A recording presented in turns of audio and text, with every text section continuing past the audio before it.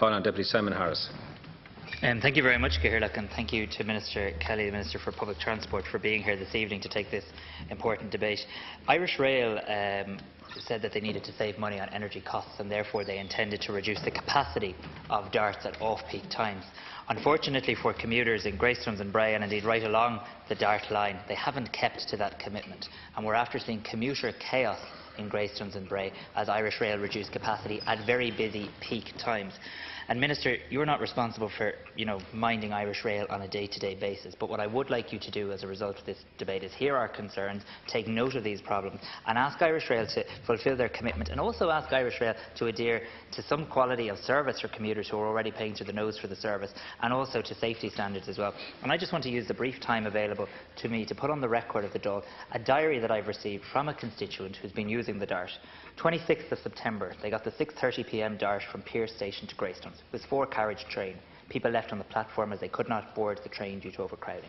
The 30th of September, same service, 6:30 Pearse to Greystones, again 4-carriage train, and again people left on the platform. 1st of October, the opposite way around now, 7 a.m. Dart in the morning from Greystones to Malahide, 4 carriages, not enough capacity. 2nd of October, 7 a.m. Greystones to Malahide. On arrival, passengers told the train had been cancelled due to a problem with overhead lines. They were then told to change platforms and take the Rosslare train into Dublin. 5 minutes later, they were told to get off the Rosslare train as all trains between Bray and Greystones had been cancelled due to a problem with overhead lines. Commuters told to use Dublin bus instead. October the 14th, another Dart dispute, only 2-carriage trains, and it goes on and on and on right the way up till yesterday when the Dart was delayed by 8 minutes at 10 a.m. You can see this sort of chaos. We need people in Greystones and Bray to use the Dart. It's been extremely successful. People campaigned very hard for this service. But right now, Irish Rail really need to get a grip of this. They really need to stop telling us one thing in their press releases and doing another in reality. And they need to make sure that there's proper capacity and safety standards at peak times. Thank you, Deputy. While the provision of Dart services is an operational matter for Irish Rail in conjunction with the National Transport Authority, I have been in touch with both bodies in relation to this issue. Indeed, I have been in touch with them today. Irish Rail states that at peak times they have, over the past 18 months, operated a mix of 4, 6 and 8-carriage Darts. They closely monitor the numbers travelling to ensure they provide as efficient a service as possible by matching the train size to the actual demand. This includes allowing for full loading, which on some services increases the levels of standing passengers. Irish Rail has stated that this is the norm in urban rail systems internationally at peak times. This initiative delivers fuel and maintenance savings with associated environmental benefits. Irish Rail is anxious to maintain service frequency, so train size is their main means of adjusting to current demand levels. They will of course increase train sizes if services are unable to cater for the numbers travelling.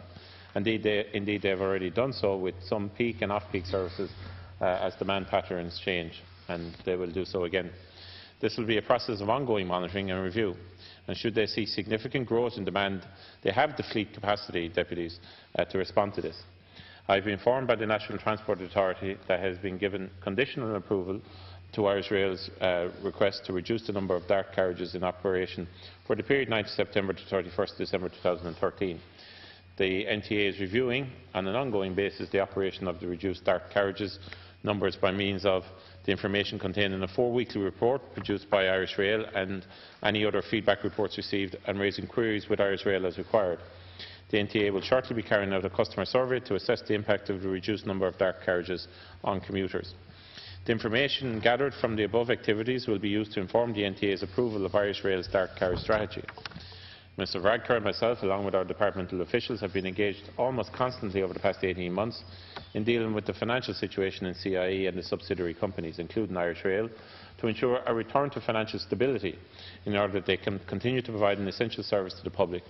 Irish Rail has incurred accumulated losses of €130 million in the past 5 years, a position which is unsustainable. I'm sure everyone agrees. My department and the National Transport Authority are working with Irish Rail to increase the efficiency and attractiveness of existing rail services. The Government continues to provide substantial exchequer investment in the rail network, despite the significant financial challenges. In the past 2 years, a total of almost €385 million has been invested in Irish Rail. Despite the reduced level of funding available, my department has allocated over €135 million towards the rail network this year. In addition to safety-related works, Irish Rail has undertaken infrastructural works to improve journey times, such as removing or upgrading level crossings, providing automated ticketing machines, improving station facilities, all of which contribute to making the railway more competitive and attractive to passengers. As well as capital investment, Irish Rail also received a total allocation of €127 million in 2013 for public service obligation services. Given the pressure on the public finances, there is no possibility of additional funding by the Exchequer. The Board of CIE are also pursuing a range of measures to address the financial position, including cost reductions across the 3 operating companies, so that CIE's rail and bus services can be provided efficiently and cost effectively over the planned period. I want to say to the deputies and give them this commitment. I'm actually meeting the Chief Executive of Irish Rail tomorrow, and I've put in a number of questions already, and I will be raising the issue with him directly face to face tomorrow. Furthermore, Irish Rail have assured me that over the coming weeks they will be adjusting and monitoring the requirements on the Dart line in accordance with the needs for various different forms of carriages, particularly at peak times. Deputies should be aware that the majority of travel on the Dart, 65%, is either in morning or evening, as you can appreciate. And for 14 hours, the other 14 hours of the day is when the other 35% of travel. So obviously they're going to have to tweak and concentrate the carriage numbers when it comes to peak hours. And I have stressed that point to them as Thank you, Minister. Today. Thank you. Okay, the deputies have 1 minute each for supplementary. Thank you, Cahill, and thank you, Minister, and I'm very grateful that you will raise these issues directly with the Chief Executive. All I'm asking is for the Chief Executive and for Irish Rail to keep the commitment they made to commuters and indeed to you on the 9th of September 2013 when they issued a press statement saying that this capacity issue would only affect off-peak Dart services. What I'm telling you very clearly and what my colleagues are telling you very clearly is commuters in Greystones Bray and indeed right along the Dart line right out to the north side have noticed this happening at peak times. And I see you say the NTA are going to carry out a survey. I've carried out my own survey of commuters. I've had literally hundreds upon hundreds of people so far complete the online survey, and people are telling me that the 7 o'clock train in the morning, the peak time train home in the evening are reduced capacity. This country spent a fortune increasing the platform length so we could have longer darts. You tell us quite correctly the Irish Rail have the capacity, they have the fleet for that time, and they do need to do what you call tweaking very, very quickly, and I appreciate you doing that. The economic argument as well, Irish Rail can make money by getting people on the trains and making the Dart an attractive service, and that's exactly what we need them to do. Thank you. The reason there's a very significant re-signalling programme going ahead this weekend.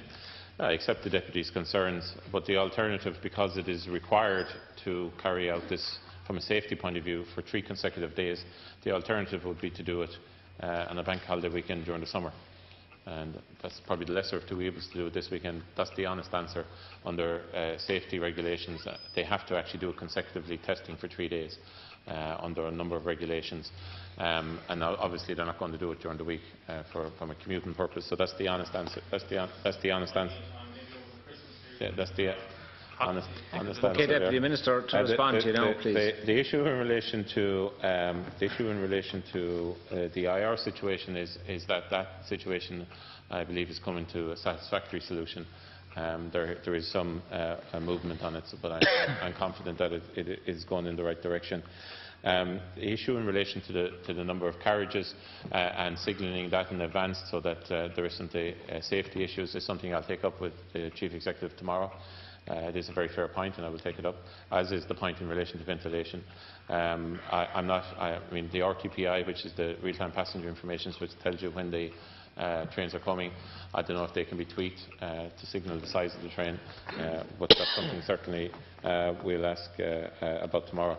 And finally, I just want to repeat to yourself and indeed to all the deputies who raised this issue, we will be having, and the NTA will be having discussions with Irish Rail and monitoring and ensuring that from a peak time point of view, that the size of the carriages are sufficient to meet demand, and whatever changes or tweaking need to be made to ensure that that happens, to ensure that the customers have the best service possible, and indeed that from a revenue point of view we're maximising the revenue on the Dart. I can assure you that will be done, and I want to thank the deputies for raising the question. Thank you. Thank you.